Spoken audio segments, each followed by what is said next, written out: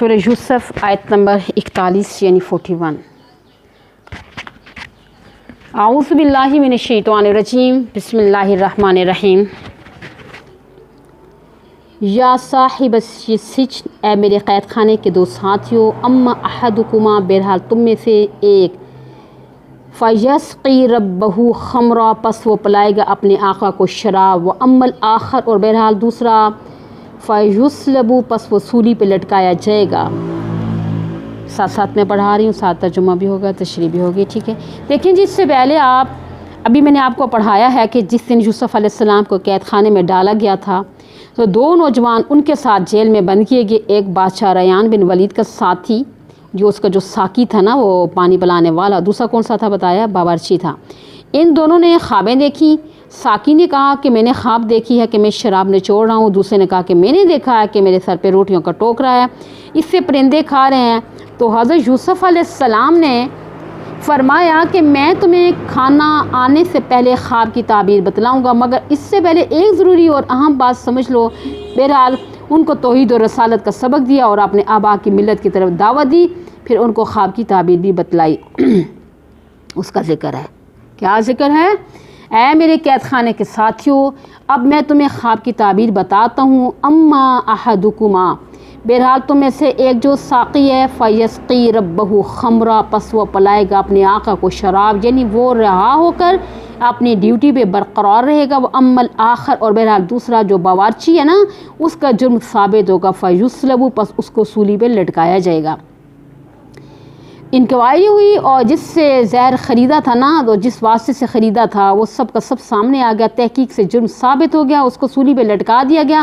فَتَأْكُلُ الطَّيْرُ مِنْ رَأْسِهِ، پس کھائیں گے پرندے اس کے سر سے، مغز نکالیں گے، بدن کو نوچیں گے۔ فَقُضِيَ الْأَمْرُ، تو پس فیصلہ کیا گیا کہ اس معاملے کا جس کے بارے میں تم دونوں پوچھتے ہو، یعنی تمہاری خوابوں کی یہ تعبیر ہے، اس طرح ہوگا، اس بات یعنی کہ بدلے گی نہیں۔ وقالا، فرمایا یوسف علیہ السلام نے، للذی ظن انہ ناج منہما، اس شخص کو کیا گمان تھا، یعنی گمان ہو رہا تھا کہ ان دونوں قیدیوں میں سے، اذکرنی عند ربک، میرا ذکر کرنا اپنے آقا کے پاس، یعنی اپنے بادشاہ کو کہنا کہ تم نے ایک بے گناہ آدمی کو قید میں ڈال رکھا ہے، اس کی طرف توجہ کرنی چاہیے۔ مگر ہوا یہ کہ جب وہ ساقی بری ہو کر دربار میں پہنچا، فَأَنْسَاهُ الشَّيْطَانُ، پس بھلا دیا اس کو شیطان نے، ذکر ربہ، اپنے آقا کے پاس ذکر کرنے کو۔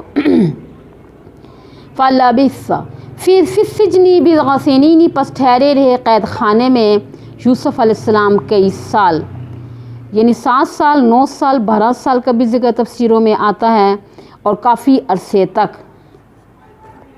وقال الملک، اور کہا بادشاہ نے، جب وہ اپنے دربار میں بیٹھا ہوا تھا، اس کے پاس وزیر، سفیر، مشیر آئے ہوئے تھے، تو ساقی بھی خدمت کے لیے موجود تھا۔ بادشاہ ریان بن ولید نے کہا کہ انی ارا 7 بقرات سمان، بے شک میں نے خواب میں دیکھا ہے 7 گائیں ہیں موٹی ہیں، سمان یعنی کہ سمینتن کی جمع ہے نا، موٹی گائیں، یاکلہن 7 عجاف، کھاتی ہیں ان کو 7 پتلی دبلی گائیں، عجاف نا اجفا ان کی جمع ہے۔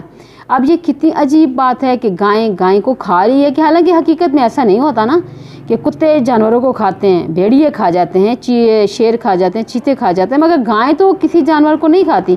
اور میں نے دیکھا ہے کہ سبھا سنبولات خضر و اخری یابسات، اور 7 خوشے سبز میں نے دیکھے ہیں۔ خوشے کے بارے میں تفصیل نہیں ہے کہ وہ گندم کے تھے یا باجرے کے تھے یا مکئی کے تھے یا چاول کے تھے، کیونکہ مصر کا علاقہ کافی زرخیز ہے، وہاں ہر قسم کی فصل ہوتی ہے۔ تو 7 خوشے سبز اور دوسرے خشک، بس اتنا خواب ہے، 7 خوشے سبز اور 7 خوشے خشک سوکھے ہوئے۔ یا ایو الملو، اے درباریو، تو افتونی فی رؤیا، مجھے بتلاؤ میرے خواب کے بارے میں تعبیر، ان کون تم لرؤیا تعبرون، اگر ہو تم خواب کی تعبیر جانتے تو میرے خوابوں کی تعبیر مجھے بتلا دو۔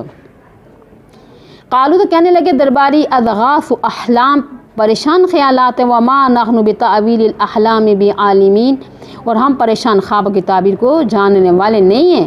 اضغاث ذخسن کی جمع ہے، ذخسن کا معنی نا گھاس وغیرہ، مٹھی ہاتھ میں ہو، کوئی تنکا لمبا ہو، یا کوئی چھوٹا ہوگا، کوئی باریک ہوگا، کوئی موٹا ہوگا، کوئی خشک ہوگا، کوئی تر ہوگا۔ احلام خلم کی جمع ہے نا، خلم کا معنی خیالات، تو کہتے ہیں یہ پریشان خیالات ہیں، بکھرے ہوئے خیالات ہیں، گویا انہوں نے اس کو تسلی دینے کی کوشش کی ہے۔ بخاری شریف میں حضرت محمد بن سری رحمۃ اللہ علیہ سے منقول ہے، خواب کی 3 قسمیں ہیں۔ ایک ہے حدیث نفس، یعنی حدیث نفس کا مطلب ہے خیالات، انسان دن کو جو کام کرتا ہے سوچتا رہتا ہے، خیالات اس کے دماغ میں گھومتے رہتے ہیں اور اس کے ساتھ ملتے جلتے خواب رات کو آئیں تو ان کی تعبیر کے ساتھ کوئی تعلق نہیں ہوتا، یہ حدیث نفس ہے، یعنی خیالات ہیں۔ نمبر 2 دوسری قسم ہے تخویف شیطان، شیطان کے خیالات، وہ رات کو آ کر خواب میں مختلف چیزیں انسان کو دکھاتا ہے، کبھی ڈرانے والی، کبھی ہنسانے والی، کبھی خوش کرنے والی، کبھی غمی والی پیش کرتا ہے، اس کی بھی کوئی تعبیر نہیں ہوتی۔ اگر اس طرح کا پریشان خواب دیکھو تو گھبرانے کی ضرورت نہیں ہے، بیدار ہونے کے بعد کیا کرنا چاہیے؟ اعوذ باللہ من الشیطان الرجیم، لا حول ولا قوت الا باللہ العلی العظیم پڑھ کر بائیں طرف تھوک دو، کیونکہ انسان کے دل کی دائیں طرف فرشتہ ہوتا ہے اور دل کے بائیں طرف کوئی نہ کوئی شیطان ہوتا ہے۔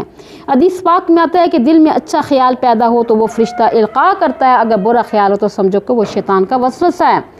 تو بہرحال شیطان دل کی بائیں طرف ہوتا ہے، جب بندہ تھوک دے تو وہ شرمندہ ہو جاتا ہے کہ میرا اثر نہیں ہوا، جب یہ پڑھ کر بائیں طرف تھوک دے گا تو فرمایا لا یضرہ، اس کو کوئی نقصان نہیں پہنچے گا۔ تیسری قسم خواب کی وہ ہے یا تو خوشی کی کوئی بات پہلے بتلانی ہے یا غمی کی۔ امام غزالی رحمۃ اللہ علیہ فرماتے ہیں انسان کے ساتھ جو واقعات پیش آنے والے ہوتے ہیں، چاہے وہ اس کی ذات کے ساتھ تعلق رکھتے ہوں یا اولاد کے ساتھ یا آئندہ کے بارے میں ہوں، مال کے بارے میں، وہ اس خواب کے ذریعے پہلے ہی بتلا دیے جاتے۔ یہ الگ بات ہے کہ اس کو وہ خواب یاد رہے یا نہ رہے، یا وہ خواب کی تعبیر سمجھے یا نہ سمجھے، کیونکہ خواب کی حقیقت ہوتی ہے، ایک صورت ہوتی ہے، صورت کچھ ہوتی ہے اور حقیقت کچھ اور ہوتی ہے۔ مثلا حضرت لبابہ بنت حارث رضی اللہ تعالیٰ جو حضرت عباس کی اہلیہ تھی نا، تو حضرت صلی اللہ علیہ وسلم کی چچی تھی، انہوں نے خواب دیکھا کہ حضرت کے بدن مبارک سے عضو، یعنی بازو سمجھ لیں، ٹانگ سمجھ لیں، کچھ بھی عضو جسے کہتے ہیں نا، الگ ہو کر میری گود میں آ گیا۔ تو وہ بڑی پریشان ہوئی، کیونکہ ان دنوں مدینہ طیبہ میں افواہیں پھیلی ہوئی تھی کہ یہودیوں نے حضرت کو شہید کرنے کا پروگرام بنایا، تو یہ باتیں بازاروں میں، گلیوں میں، ہر جگہ پہنچی ہوئی تھیں۔ حضرت لبابہ رضی اللہ تعالیٰ عنہ کو بھی یہ خبر پہنچی، تو اس لیے وہ پریشان ہو کے حضرت کے پاس آئی، کہنے لگی کہ حضرت آج رات کو میں نے ایک بڑا سخت خواب دیکھا ہے جس سے میں بڑی پریشان ہوں۔ فرمایا کہ چچی جان خواب کیا ہے؟ کہنے لگی کہ انہا لرؤیا شدیدۃ، وہ بڑا سخت خواب ہے، میں یہاں بیان بھی نہیں کر سکتی۔ فرمایا بیان تو کرو۔ بیان کیا؟ حضرت آپ کے بدن مبارک سے ایک ٹکڑا الگ ہو کر میری گود میں آ گیا ہے۔ آپ نے فرمایا تالد فاطمہ تو غلامہ، انشاءاللہ فاطمہ کے یہاں بچہ پیدا ہوگا جو تمہاری گود میں کھیلے گا۔ اب دیکھو کہ وہ بیچاری خواب کے صورت، ظاہری صورت کی وجہ سے کتنی پریشان تھی، ٹھیک ہے نا، مگر اس کی حقیقت اور تعبیر کچھ خوشی والی تھی۔ اسی لیے حدیث پاک میں آیا ہے کہ خواب یعنی کہ ہر بندے چھوٹے بڑے کو نہ بتاؤ، بلکہ ہر آدمی کو نہ بتاؤ، بلکہ اپنے مخلص دوست کو، حبیباً او لبیباً کے لفظ بھی آتے ہیں کہ جو خواب کی تعبیر کو بھی جانتا ہو اس کے سامنے بیان کرو۔ اور بعض روایات میں یہ بھی آتا ہے کہ جیسی کوئی تعبیر نکالے گا نا ویسے ہی خواب کا نتیجہ ہو جائے گا، ہو سکتا ہے کوئی غلط خواب کی تعبیر غلط بتا دے، وہ اسی طرح ہو جائے گا۔ تو درباریوں نے کہا کہ پریشان خیالات ہیں، ہم ان خیالات کی تعبیر نہیں جانتے۔ پہلے تو اس کو تسلی دی کہ وہ پریشان نہ ہو، پھر وہ اپنا یعنی کہ عاجز ہونا ظاہر کیا۔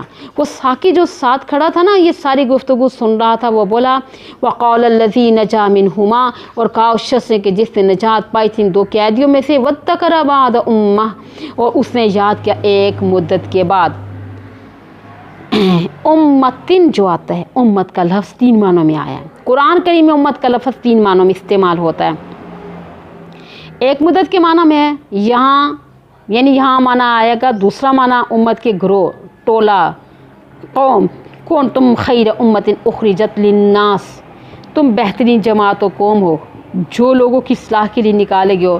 اور امت کا تیسرا معنی پیشوا، مقتدا ہے۔ سورہ نحل میں اللہ تعالیٰ نے فرمایا ان ابراہیم کان امہ، یعنی کہ ابراہیم علیہ السلام پیشوا تھے، مقتدا تھے، امام تھے، اور لوگوں کے لیے تو اس مقام پہ امت کے معنی مدت کے ہیں۔ تو قیدی کو جو رہا ہو چکا ہے تو یاد آئے، ایک مدت کے بعد کہنے لگا انا انبئکم بتأویلہ، میں تم کو خبر دیتا ہوں اس خواب کی تعبیر کی، لیکن میں خود نہیں بتلا سکتا۔ فارسلونی، بس تم مجھے بھیجو یوسف علیہ السلام کے پاس سرکاری طور پر، کیونکہ قیدیوں کو ملنا ذرا مشکل ہوتا ہے، تم مجھے قاعدے کے مطابق بھیجو، میں اس کو ملوں گا، اس سے پوچھ کر پھر تمہیں بتاؤں گا۔ باقی انشاءاللہ عید کے بعد آپ کو پڑھایا جائے گا، آپ چھٹیوں کے بعد۔